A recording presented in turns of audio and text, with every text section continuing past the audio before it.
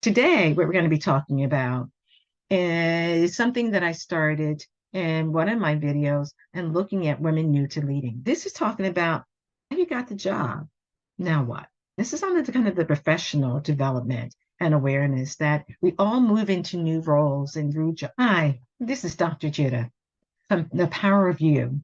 This channel is dedicated to educational content that allows you to be able to think about things from a wide range.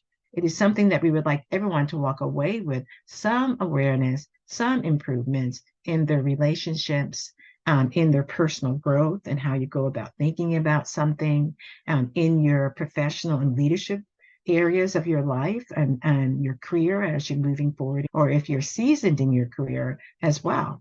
Just relationships, personal relationships, work relationships, family relationships, all types of relationships that will allow you to be able to get tips and keys to how you may want to improve them. So we've just finished talking about the overachiever. And a part of that overachiever sometimes is having difficulty saying no. And even sometimes if you're just achieving at the appropriate level, it still may be difficult for you to say no because you want to please. You want to make sure people are accepting.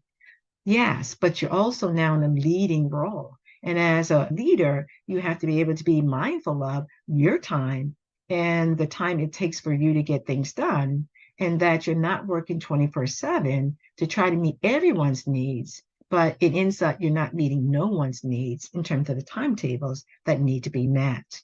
So the last thing that I want to talk about with women new to leading, and as a part of your awareness, this being a new territory, and some of you may have the awareness of this already, and this may be just reminders to think about for yourself, which is great. But the other part is avoidance. The other thing that I like to talk about is avoidance. And that can come in the form of, because you're overly busy, that you're downright ignoring or not even thinking about what other people bring into your attention and that are concerns that they have within the team or with the work project that was assigned to them. It may be from different facets that this may be an issue. You're wanting to be aware that ignoring and not being mindful that other people do have needs and that they're bringing it to your attention because you're juggling so many different balls, it ends up that you just don't have time to really entertain what they're thinking, or what they're feeling, or what they're wanting. And it feels maybe even more burdensome in some ways, that you have to be aware that in those particular situations, it may create, the problem is, it may create low morale. It may create a sense that you really don't care, even though you may care very much and you're just overly busy. But because you've added too much on your plate because of that whole quality of not being able to say no, or you're an overachiever and you want to make sure you're doing as much as you can to add value to the situation. But the end result may be is that you're avoiding difficult decisions or difficult conversations that need to be had in amongst your team. And the team may end up having low morale, and they also may perceive you, may not like this, as a weak leader. The very thing is that you want to be perceived as a strong leader. And one of the qualities of a strong leader is they manage difficult situations. And they find ways to make sure team members are communicating and talking to each other. They're willing to have the one-on-one conversations that allows to lower the temperature and some of the disagreements that may be occurring in the team.